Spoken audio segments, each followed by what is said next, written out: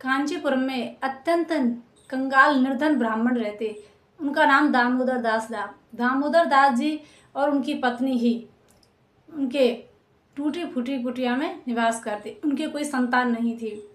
दोनों पति पत्नी भगवान का खूब भजन करते, भक्ति करते और भिक्षा में जो अन्न मिलता उसका भोग बनाते, प्रभु को अर्पण करते और फिर प्रसाद पाते।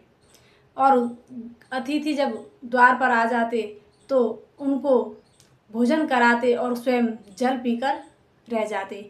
भिक्षा में कभी अन्न नहीं मिलता, भिक्षा नहीं मिलती तो वह जल पीकर ही गुजारा कर लेते, उपवास करते और भगवान का भजन करते।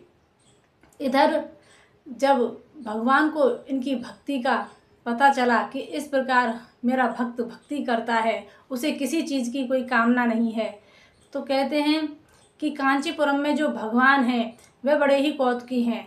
वहाँ उनको नित्य प्रति 56 भोग लगते हैं।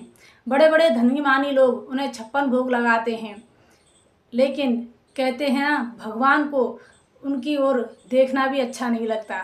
स्वयं महालक्ष्मी उनके चरण दबाते हुए उनके मुख की ओर देखती रहती हैं कि कब प्रभु हमें छोटी सी सेवा देंगे और कब हम उसे करें। लेकिन भगवान तो किसी ऐसे ही भक्त को ढूंढते हैं अपनी सेवा के लिए।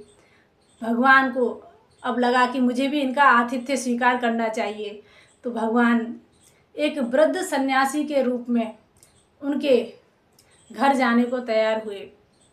इधर ब्राह्मण जब भिक्षा के लिए जाते हैं तो आज भिक्षा में कुछ भी प्राप्त नहीं हुआ। इधर वे प्रभु से प्रार्थना करते हैं कि हे प्रभु, आज द्वार पर कोई अतिथि ना आ जाए, क्योंकि आज तो अन्न हमें मिला ही नहीं, हम उनको क्या खिलाएंगे। प्रभु से प्रार्थना करते हुए आ रहे थे कि इतने में देखा एक वृद्ध सन्यासी उनके द्वार पर आ गए। कहते हैं कि जहाँ बाघ का डर था वहीं सांझ हो गई, अर्थात अतिथि का डर था और अतिथि ही द्वार पर आ गए। अतिथि का मतलब होता है जो बिना तिथि के आ जाए, अर्थात जो अचानक हमारे घर आ जाए उसे हम अतिथि कहते हैं। तो भगवान भी बिना बताए वृद्ध सन्यासी के रूप में उनके द्वार पर आ गए। आज ब्राह्मण चिंता में है कि हम इन्हें क्या पवाएंगे, लेकिन जैसे ही वृद्ध सन्यासी को देखते हैं, इतने वृद्ध हैं कि उनसे बोला भी नहीं जा रहा और बड़े ही सूखा सा शरीर है और लड़खड़ाते हुए वे बोल रहे हैं कि अरे तुम्हारी बहुत कीर्ति सुनकर आए हैं।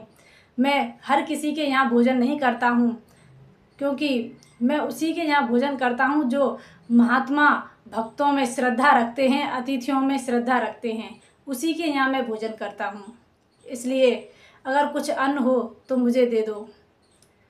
तो वह दामोदर सब क्या कहे, उनके यहाँ तो कुछ था ही नहीं। वह उन सन्यासी महाराज को प्रणाम करते हैं और अपने घर लाते हैं, उसके आसन पर उन्हें बिठाते हैं, फिर अपनी पत्नी के पास जाते हैं और सारा वृतांत कहते हैं। पत्नी भी चिंता में पड़ गई कि अब हम अतिथि की सेवा कैसे करेंगे। आज तो अतिथि बिना भोजन के ही हमारे द्वार से चले जाएंगे। तब उनको अचानक एक उपाय सूझा। उन्होंने कहा कि देखो, आप नाई के पास से एक कैंची ले आइए, मैं अपने केसों को काटकर उससे हम डोरी बटेंगे और उस डोरी को जब हम बेचेंगे तो उससे जो धन प्राप्त होगा उसी से हम इन अतिथि की सेवा करेंगे। तो ब्राह्मण दौड़कर जाता है और नाई से कैंची लेकर आता है और उस ब्राह्मणी के केसों को थोड़ा थोड़ा छोड़ करके उन्हें काट देते हैं और फिर उनसे डोरी बट के उन्हें बाज़ार में बेचने के लिए ले जाते हैं। उन्हें एक ग्राहक खरीद लेता है और उससे जो धन मिलता है उससे वह कुछ चावल लेकर आते हैं, दाल लेकर आते हैं और घी लेकर आते हैं।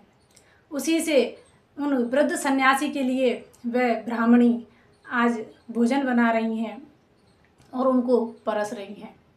जब भोजन परोसा तो बड़े ही प्रेम से आज सर्वेश्वर भगवान श्री श्याम सुंदर उनके कुश के आसन पर बैठकर केले के पत्ते पर भोजन कर रहे हैं और बड़े प्रेम से भोजन कर रहे हैं। बार बार ब्राह्मणी परोस रही हैं, लेकिन जो भोजन बना था वह सारा ही खत्म हो गया।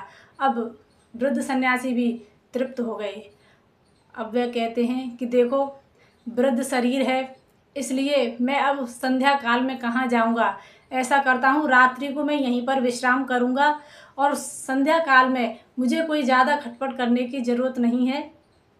मेरे लिए एक हड़िया चावल ही बहुत है। अब तो वृद्ध सन्यासी विश्राम करने लगते हैं। इधर अब ब्राह्मण को ज़्यादा चिंता नहीं हुई, क्योंकि वह ब्राह्मणी के सिर पर जो बाल बचे थे उनको भी काट लेते हैं, उतार लेते हैं और उनसे डोरी बटके फिर उनको बेच कर आते हैं। फिर जो धन मिलता है उसी से संध्या काल में भी उन वृद्ध सन्यासी की वे सेवा करते हैं। इधर जब वे रात्रि को विश्राम करते हैं तो दोनों ब्राह्मण और ब्राह्मणी उनकी सेवा करते हैं। इधर ब्राह्मणी पंखा जलती हैं और वह चरण सेवा करते हैं। जब चरण सेवा कर रहे थे तो ब्राह्मणी बोली, देखो इतने वृद्ध ब्राह्मण सन्यासी हैं, इसलिए आप ऐसा करो, ये सुबह यहाँ से जाएंगे तो हम इन्हें भूखे पेट नहीं भेज सकते, इसलिए आप सवेरे ही भिक्षा के लिए निकल जाना और जब भिक्षा के लिए जाओ तो कुछ जो अन्न मिलेगा उससे हम इनका पेट भर देंगे, इनको भोजन पवाएंगे। ये बातें आपस में ब्राह्मण और ब्राह्मणी कर रहे थे। इसी को भगवान सर्वेश्वर श्याम सुंदर सुन रहे थे, जो वृद्ध सन्यासी के रूप में लेटे हुए थे। अब तो प्रभु की आंखों से भी आंसू झरझर बहने लगे। इधर प्रभु की इच्छा से ब्राह्मण और ब्राह्मणी को भी नींद आ जाती है और वृद्ध सन्यासी रूप में जो भगवान लेटे हुए थे वे खड़े होते हैं और ब्राह्मणी के सिर पर प्रेम से हाथ फेरते हैं और कहते हैं कि आपके जो सिर है वह केसों से सुसज्जित हो जाए और आपके घर में धन वैभव सब कुछ आ जाए, ये जो कुटिया है ये भी राजमहल बन जाए। तो अनेकों प्रकार का आशीर्वाद देकर वे वहाँ से अंतर्ध्यान हो जाते हैं।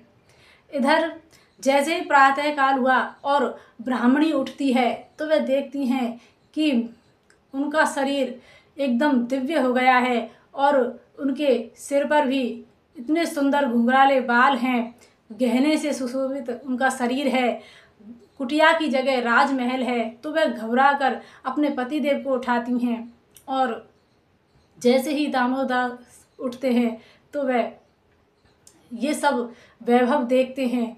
तो ब्राह्मणी कहती है कि देखो वो कोई साधारण सन्यासी नहीं थे, आप जाइए उन्हें ढूंढ कर लाइए।